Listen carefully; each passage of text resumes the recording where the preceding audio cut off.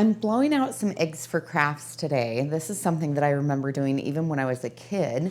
With my mom, what we would do is we would put a hole in the one side and put a hole in the other side and literally blow on the one side of the egg to get all of that yolk and everything out. We would like stick a pin in it and make it so that we broke up the yolk so it would come out the hole. But then you end up with a hole in the top and a hole in the bottom. And for crafts, I really like to have that top of that egg nice and clean and just perfect so that you can't tell that it's been blown out at all. So I do the one hole method. I've actually sold these on Etsy before. It's not something that I've done for a while in that regard, but it is something that's super fun to do, like with the kids, and then you can paint your eggs and have these masterpieces that last forever. I've also used them to make Christmas ornaments, you know, all kinds of different things. So let me show you how to do it. The first thing I'll need is a little container of vegetable oil. And that vegetable oil is just for my syringe because it makes it glide a little bit more nicely. And so I dip the plunger in the vegetable oil and then I place it inside my syringe. Now this is one of the 60 ml syringes. And I plunge it back and forth just a couple of times so that I can disperse that oil throughout the chamber. Now I have a 20 gauge hypodermic needle on here. You might want to even do an 18, but nothing any smaller than a 22 gauge. And the next thing I have is a bowl for catching all of my yolk and my whites because those can also be used. I also have a bowl that's half filled with water so that after I clear out my egg, I can put it in here and any yolk or anything that's gotten on the outside, it'll wash that off. One of the things I invested in was an egg blower pump, and I don't actually like it for the emptying out of the egg, which is what I use the syringe for, but I do use it for cleaning it and for making the hole initially because this little piece here works so well for that. The first thing I need to do is look at my egg and determine what's the top and what's the bottom. The bottom will be just slightly more rounded. So then I'll turn it and I'll use my little egg blower pump and really gently I'll go in. I do want to kind of break up anything on the inside and then I pull it out and I have my little hole right there. And that's when I switch over to my hypodermic needle because I feel like it does a better job getting into that hole and still having some room around it. I don't know, I just like it better. Plus it's easy for me to manage. Of course I used to be a nurse and so I might just be more accustomed to it.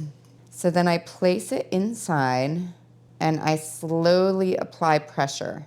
You have to be really careful because these can explode pretty quickly. Sometimes these hypodermic needles will get a little bit stuck at the beginning or at the end, and so it's better to kind of keep them in the center of that.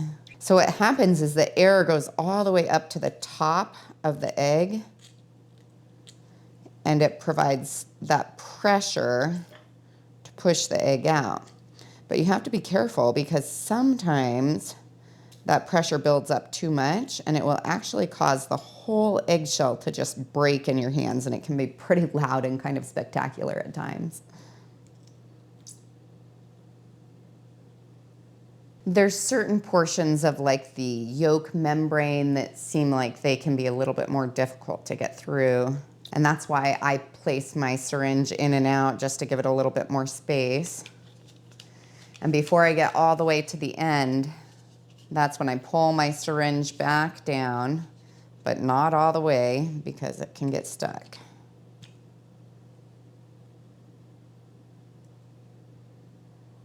It's kind of fun actually to watch it all coming out.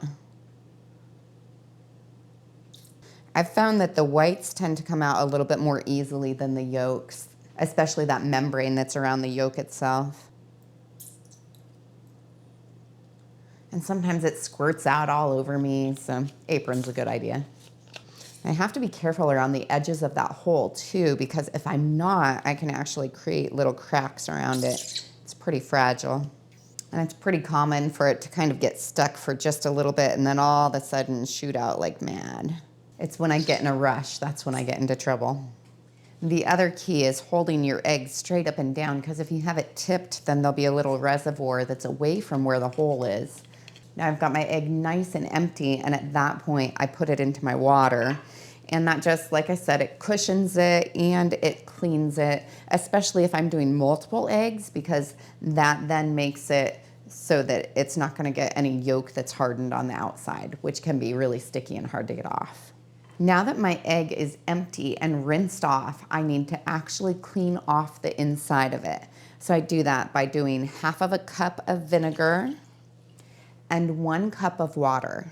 If I was doing a really large batch, I would do more than that, but I would always use that ratio of 2 to 1. Then I take the bladder off of my egg blower and I fill it with that vinegar water. Then I reconnect it, and it's got a little hole on the back side of it that I need to block so that I can push it up through into the egg.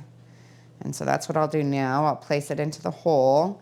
And again, I have to be really careful. I'll do this over my rinse water because it should have some more little particles of egg that come out. And so I wouldn't want to get my cleaning water dirty if I was doing more eggs.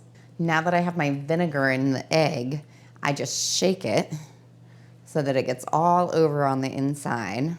And then I'll put more air in to get out that vinegar and anything that's with it. And I can see in my rinse water that there was just a little bit of the egg whites there, and that's all.